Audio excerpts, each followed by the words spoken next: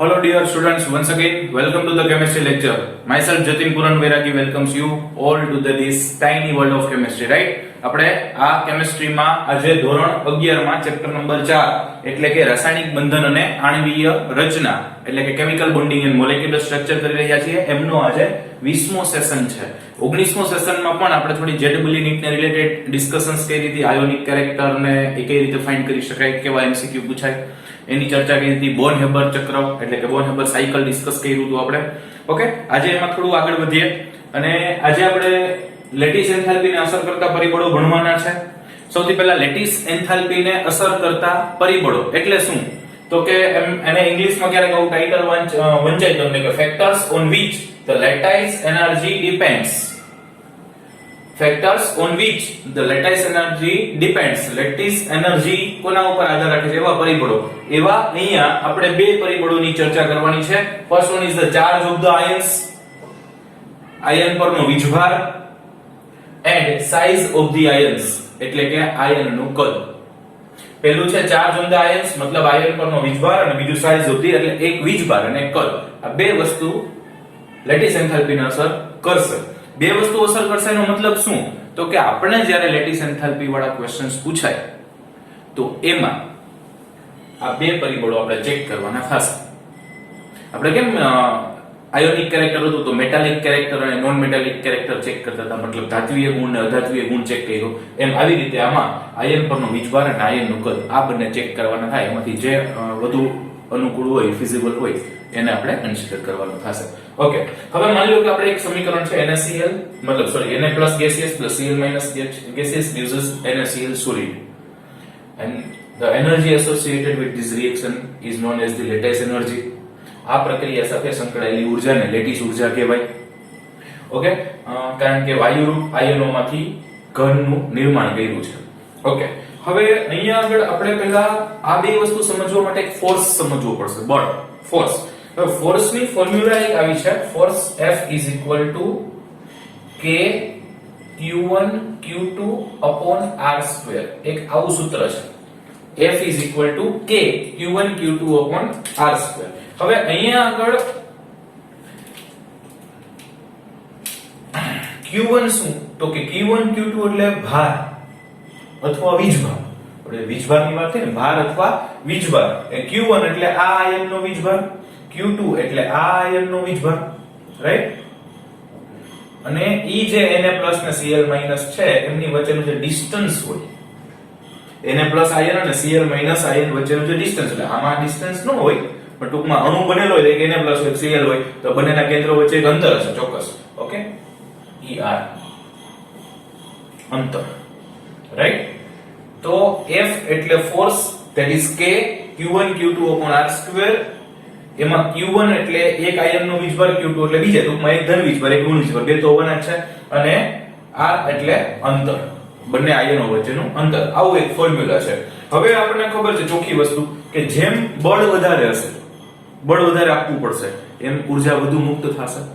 એનો મતલબ કે લેટિસ એન્થાલ્પી, લેટિસ ઊર્જા વધુ હશે. એનો મતલબ એક સિમ્પલ કે F ચલે છે લેટિસ એન્થાલ્પી, લેટિસ ઊર્જા, Le એટલે લેટિસ ઊર્જા, રાઈટ? F ચલે છે લેટિસ ઊર્જા, ખાસ આ યાદ રાખવાનું. એનો મતલબ F વધશે તો લેટિસ ઊર્જા વધશે, F ઘટશે તો લેટિસ ઊર્જા ઘટશે. આટલું ક્લિયર? ઓકે, હવે આપણે જે બે પરિબળો ચર્ચા કરવાની કીધી છે એ બંને પરિબળોની ચર્ચા કરવા માટે વાત કરીએ. કયા કયા? તો કે ચાર્જ ઓન ધ આયન્સ અને બીજું આયન પરનો વીજભાર. હવે તમે વિચારો કે અહીંયા વીજભાર વધુ હશે. આ સૂત્ર વિચારો, આ સૂત્ર બહુ અગત્યનું છે, બરાબર? સૂત્ર વિચારો કે F ચલે છે લેટિસ ઊર્જા, આપણે એવું કીધું છે, મતલબ F વધશે તો લેટિસ ઊર્જા વધશે, F ઘટશે તો લેટિસ ઊર્જા ઘટશે, રાઈટ? હવે અહીંયા F ક્યારે વધે? ચાર્જ ઉપરથી આપણે પરિબળ ચર્ચા કરવી છે. પહેલું પરિબળ ચર્ચા કરીએ તો વીજભારની ચર્ચા કરવી છે. તો વીજભારની ચર્ચા કરવી છે તો વીજભાર વધશે તો F વધશે કે ઘટશે? વીજભાર વધશે તો F વધશે કે ઘટશે? તો કે વીજભાર વધશે તો F પણ વધશે, કારણ કે અંશમાં છે.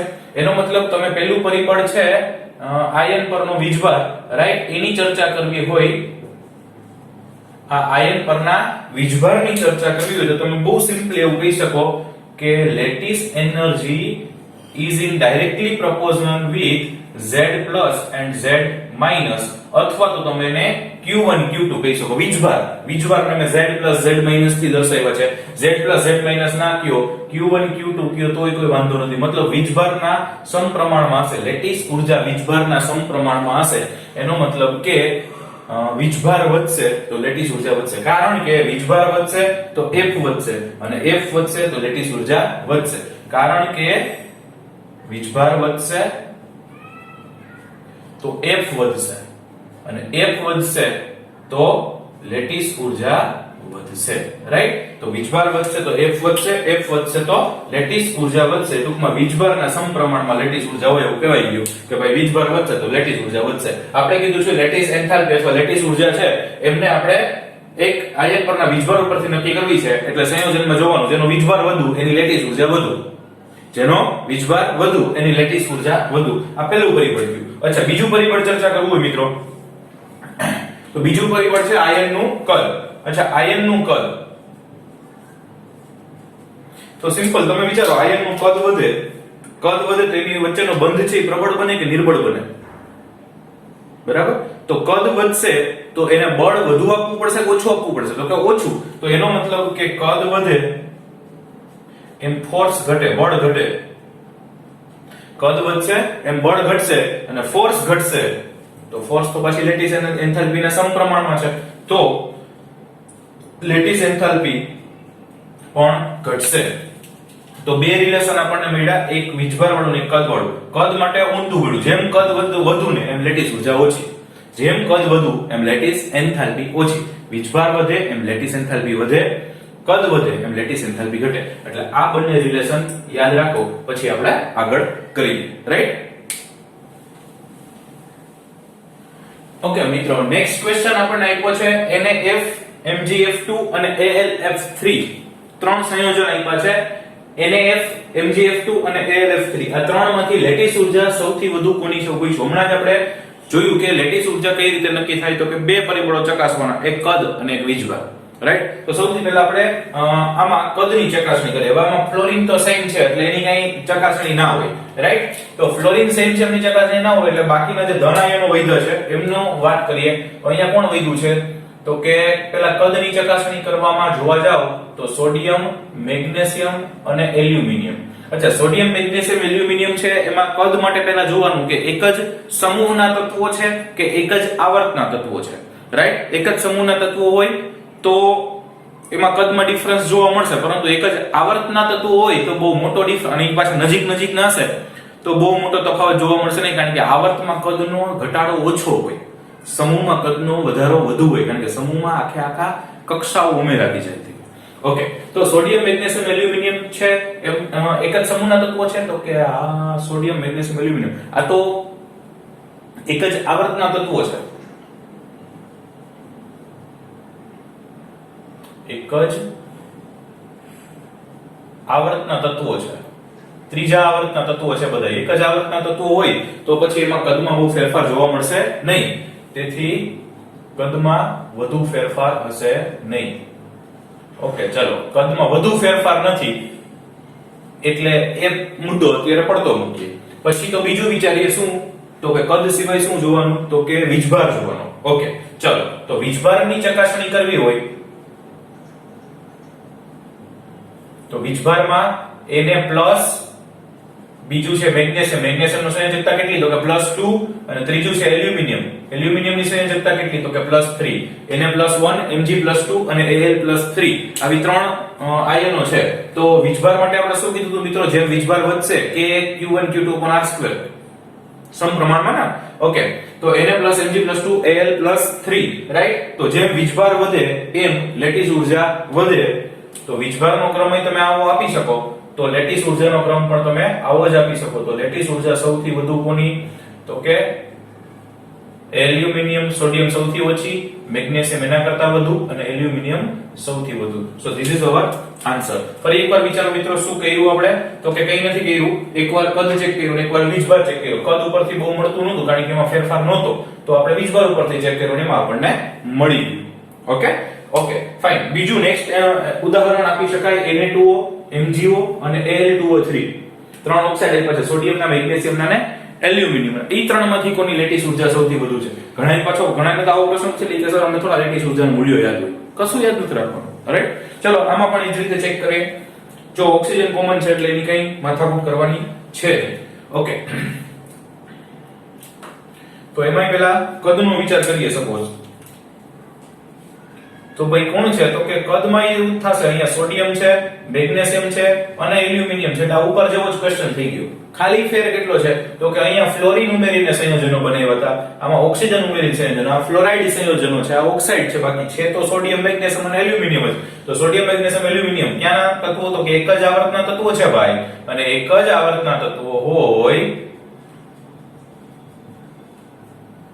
તો કદમાં તફાવત ન હોય. કદમાં વધુ ફેરફાર નથી અથવા તફાવત નથી, ફેરફાર અથવા તફાવત ઓકે નથી, અને કદમાં તફાવત નથી તો પછી આપણે કોના ઉપરથી વિચાર કરવો પડે? તો કે વીજભાર ઉપરથી. અને વીજભાર તો ફરી પાછો આપણને આવડતો જ હોય કે સોડિયમનો વીજભાર +1 હોય સર, મેગ્નેશિયમનો વીજભાર +2 હોય અને એલ્યુમિનિયમનો વીજભાર +3 હોય. અને વીજભારની દ્રષ્ટિએ જોવા જાવ, જેમ વીજભાર વધશે એમ કદ વધશે, સોરી લેટીસ ઉર્જા વધશે. તો લેટીસ ઉર્જા ફાઇનલી આપણને આન્સર શું મળ્યો? તો કે લેટીસ ઉર્જા માટે આપણને એવું મળ્યું કે લેટીસ ઉર્જા Na2O ની સૌથી ઓછી, MgO ની વધુ, Al2O3 ની એના કરતા વધુ. એટલે અહીંયા એવી જ રીતે NAF is less than MgF2 is less than AlF3. That is the order of the lattice enthalpy or lattice energy, right? So Na2O, MgO, Al2O3. તો આવી પ્રકારનો આન્સર આમાં પણ મળશે. એટલે બેમાં સેમ આન્સર છે, એક જ પ્રકારનો પ્રશ્ન છે, ખાલી સંયોજનો બદલાવ્યા છે. એકમાં ફ્લોરાઇડ સંયોજનો આપ્યા છે, એકમાં ઓક્સાઇડ આપ્યા છે. તો લેટીસ એન્થાલ્પી પૂછે તો આ રીતે આપણે સોલ્વ કરી શકાય. હજી જોઈએ નેક્સ્ટ ક્વેશ્ચન્સ. નેક્સ્ટ ક્વેશ્ચન આપ્યો છે મિત્રો આપણને Li2O, Li3 અને લિથિયમ ઓક્સાઇડ અને લિથિયમ નાઇટ્રાઇડ. એમાંથી કોની લેટીસ એન્થાલ્પી સૌથી વધુ? ફરી એકવાર લેટીસ એન્થાલ્પીની જે આપણે ચર્ચા કરીએ છીએ, લેટીસ ઉર્જાની ચર્ચા કરીએ છીએ, રાઈટ? તો કોની લેટીસ એન્થાલ્પી અથવા લેટીસ ઉર્જા વધુ છે? Li2O અને Li3n. જેમાં લિથિયમ તો સરખા છે એટલે એની ચર્ચા ના કરે, રાઈટ? હવે ઓક્સિજન અને નાઇટ્રોજનની ચર્ચા કરવાની છે. તો સૌથી પહેલા કદની ચર્ચા કરીએ. તો કદની ચર્ચામાં ઓક્સિજન અને નાઇટ્રોજન,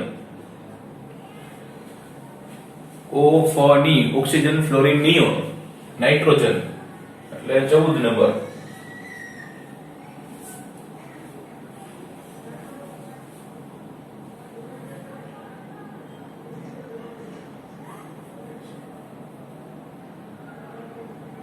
ઓકે, ઓક્સિજન અને નાઇટ્રોજન તો એ તો બે ક્યાંના છે? તો કે બંને એક જ આવર્તના તત્વો છે, એક થયું 7મું અને એક થયું 8મું, રાઈટ? એટલે બંને એક જ આવર્તના તત્વો છે, એટલે એક જ આવર્તના તત્વો છે એટલે કદમાં તફાવત ના હોય. એક જ આવર્તના તત્વો, તેથી કદમાં તફાવત નથી. એટલે કદમાં તફાવત નથી એટલે એના ઉપરથી નહીં મળે. તો કે યસ, નહીં મળે. Okay fine. ચલો હવે બીજું શું જોવાનું? તો કે વીજભાર જોવાનું. આયન પરનો વીજભાર. અચ્છા, આયન પરનો વીજભારની ચર્ચા કરીએ તો ઓક્સિજનનો વીજભાર કેટલો? તો કે -2 અને નાઇટ્રોજનનો વીજભાર કેટલો? તો કે -3. તો કોનો વીજભાર વધુ કહેવાય? તો કે નાઇટ્રોજનનો. જોઈ કે ત્યાં -3 તો ઓછા નો કહેવાય એવું અહીંયા ગણિત નથી કરવાનું. માઈનસ એટલે મેળવેલા હશે, પ્લસ એટલે ગુમાવેલા હશે, રાઈટ? તો -2 કરતા -3 વીજભાર વધુ જ કહેવાય. તો O-2 is less than N-3. જેમ વીજભાર વધે એમ લેટીસ એન્થાલ્પી પણ વધશે. તેથી લેટીસ ઉર્જાનો ક્રમ કહીએ તો શું થશે? તો કે O-2 કરતા N-3 ની વધુ હશે.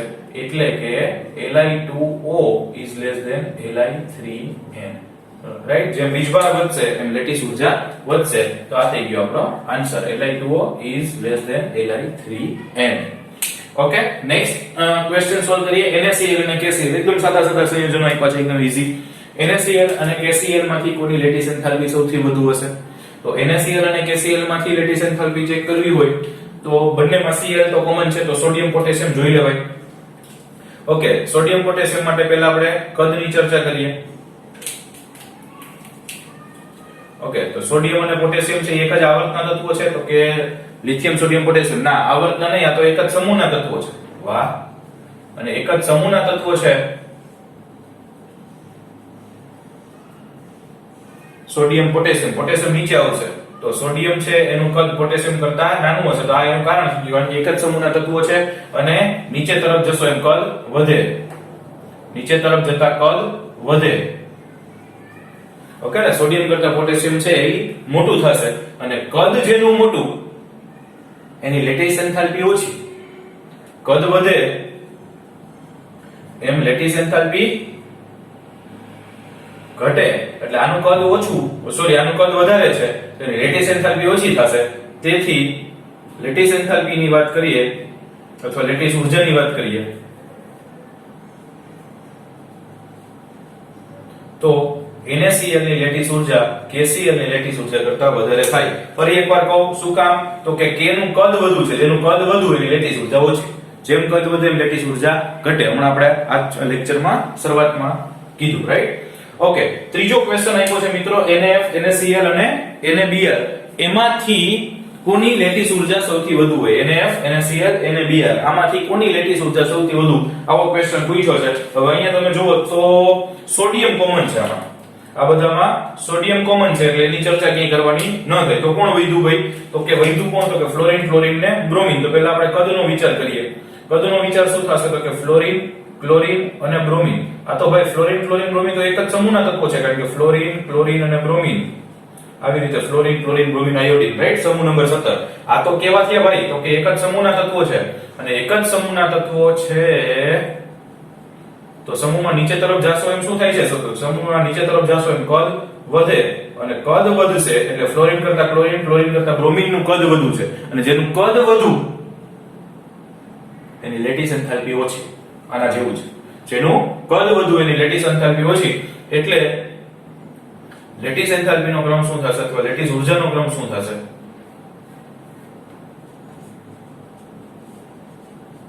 તો કે એનો ક્રમ થશે NaF, NaCl અને NaBr. એમાંથી NaF ની સૌથી વધારે, એના કરતા ઓછી NaCl ની, એના કરતા ઓછી NaBr ની, કારણ કે કદ વધતું જાય છે તો આ એનું કારણ થઈ ગયું, રાઈટ? કદ છે એ ફ્લોરિન, ક્લોરીન, બ્રોમિન નું વધતું જાય છે તો લેટિસ એન્થાલ્પી ઘટતી જાય છે. આ થઈ ગયો આપણો આ ક્વેશ્ચન નો આન્સર, રાઈટ? તો આવી રીતે લેટિસ ઊર્જા કોની વધારે હશે એવા 3-4 તત્વો સંયોજનો આપ્યા હોય તો કાંઈ ચિંતા નહીં કરવાની, એક કદની ચર્ચા કરવાની અને એક વીજભારની કરવાની એટલે તમને મળી જાય કે લેટિસ એન્થાલ્પી કોની વધુ હશે, રાઈટ? હજી એક મસ્ત એક્ઝામ્પલ જોઈએ એના પછી. ઓકે, નેક્સ્ટ એક્ઝામ્પલ બહુ મસ્ત છે. એક છે NaF અને બીજું છે MgCl2. આ બેમાંથી કોની લેટિસ ઊર્જા વધુ હશે? હવે આપણને ખબર છે એ પ્રમાણે આપણે સ્ટાર્ટ કરી દઈએ. લેટિસ ઊર્જાની ચર્ચા કરવાની છે. ફરી એકવાર કીધું કોની? તો કે લેટિસ ઊર્જા અથવા લેટિસ એન્થાલ્પીની ચર્ચા કરવાની છે અને એ ચર્ચા કરવાની છે તો બેઝિકલી NaF ને MgCl2. પહેલા કોની ચર્ચા કરતા હતા? તો કે સિમ્પલ કદની ચર્ચા કરતા હતા. ઓકે, કદની ચર્ચા કરતા હતા તો અહીંયા સોડિયમ અને મેગ્નેશિયમ છે, બરાબર? તો ઈ સોડિયમ અને મેગ્નેશિયમ તો છે ઈ બંને એક જ આવર્તના તત્વો છે, એના કદમાં બહુ મોટો ડિફરન્સ જોવા મળશે નહીં. સોડિયમ મેગ્નેશિયમ છે ઈ બંને એક જ આવર્તના તત્વો છે તો એમાં બહુ મોટો ડિફરન્સ જોવા નહીં મળે. પણ ફ્લોરિન અને ક્લોરીન છે એ તો અલગ અલગ છે ને. ફ્લોરિન અને ક્લોરીન એક જ સમૂહના તત્વો છે અને એક જ સમૂહના તત્વો છે તો સમૂહમાં નીચે તરફ જાશો એમ કદ વધશે અને કદ વધે, નીચે તરફ જતા કદ વધે કારણ કે એક જ સમૂહના તત્વો છે.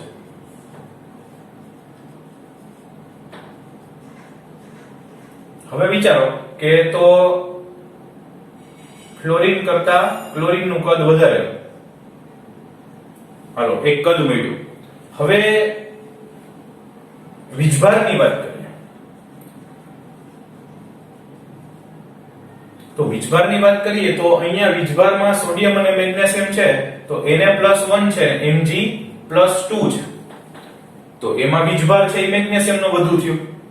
અચ્છા, તો આપણને બે પરિબળો મળ્યા, એક FCl વાળું મળ્યું અને બીજું વીજભાર વાળું મળ્યું, Na+ ને Mg+2. હવે અહીંયા તમે જોવા જાઓ તો NaF ને NaCl માં કોણ વધારે? તો કે Na એ F છે તો સોડિયમ ની ઓછી છે. ઓકે, અને અહીંયા કદ ક્લોરીન નું વધુ છે, જેનું કદ વધુ એની લેટિસ એન્થાલ્પી ઓછી. અચ્છા, તો આના ઉપરથી તમે જોવા જાવ તો કોની લેટિસ એન્થાલ્પી વધુ હોવી જોઈએ? ફ્લોરિન ક્લોરીન માંથી? તો કે ફ્લોરિન વાળાની. કારણ કે જેનું કદ ઓછું એની લેટિસ એન્થાલ્પી વધુ, તો ફ્લોરીન વાળાની વધુ હોવી જોઈએ. અને આના પ્રમાણે તો કે મેગ્નેશિયમ વાળાની વધુ હોવું જોઈએ. એનો મતલબ કે મેગ્નેશિયમ વાળું જુદું છે અને ક્લોરીન વાળું વધુ છે. મતલબ અહીંયા આપણને કન્ફ્યુઝન થઈ. શું કન્ફ્યુઝન થઈ? તો કે ભાઈ ફ્લોરીન વાળાની લેટિસ એન્થાલ્પી કદ પ્રમાણે જોવા જાવ તો ફ્લોરીનની લેટિસ એન્થાલ્પી વધારે થશે, વીજભાર પ્રમાણે જોવા જાવ તો મેગ્નેશિયમની વધુ થશે. તો કે હવે ફ્લોરીન અને મેગ્નેશિયમ બધા જુદા જુદા છે. આમાં ફ્લોરીન છે સોડિયમ સાથે છે, મેગ્નેશિયમ છે ક્લોરીન સાથે છે. એટલે આના પ્રમાણે જોવા જાવ તો NaF ની લેટિસ ઉર્જા વધુ થાય, આના પ્રમાણે જોવા જાવ તો MgCl2 ની વધુ થાય. તો કે સર હવે કરવું શું? કદ પ્રમાણે જોવું તો કે વીજભાર જો પ્રમાણે જોવું? તો કે જ્યારે બેય અસ્તિત્વ ધરાવતા હોય, જ્યારે બંને અસ્તિત્વ ધરાવતા હશે ત્યારે લખી શકાય આને નોંધમાં કે when charge and size both are there, then charge will be dominating.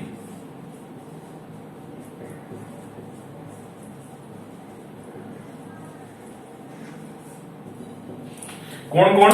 તો કે જ્યારે ચાર્જ હશે, વીજભાર હશે અને સાઈઝ હશે. વીજભાર અને કદ બંને અસ્તિત્વ ધરાવતા. અત્યાર સુધીના બધા આગલા ક્વેશ્ચન જોયા એમાં કાં વીજભાર ને કાં કદ, એટલે આપણને બહુ માથાકૂટ નથી. પણ આ પ્રશ્ન એટલે જ મેં કીધું મસ્ત છે, કારણ કે એમાં વીજભાર અસ્તિત્વ ધરાવે છે, કદ અસ્તિત્વ ધરાવે છે, અને પાછું એવું છે કે વીજભાર પ્રમાણે જવાબ દયો તો જુદો આવે, કદ પ્રમાણે જવાબ દયો તો જુદો આવે. તો બંને હાજર હોય ત્યારે શું કરવાનું? તો કે then charge will be dominating. ત્યારે ચાર્જ છે એને પ્રાથમિકતા આપવામાં આવે છે. જ્યારે કદ અને વીજભાર બંને હોય ત્યારે વીજભારને પ્રાથમિકતા આપવાની. જ્યારે વીજભાર અને કદ બંને હોય ત્યારે વીજભારને પ્રાથમિકતા આપવાની. ખાસ યાદ રાખજો, રાઈટ? તો આમાં વીજભારને પ્રાથમિકતા આપશું તો કે તો Mg+2 ની વધારે થશે અને તેથી લેટિસ ઊર્જાનો ક્રમ શું થશે? તો કે લેટિસ ઊર્જાનો ક્રમ થશે NaF is less than Mgcl2. So that is our answer, right?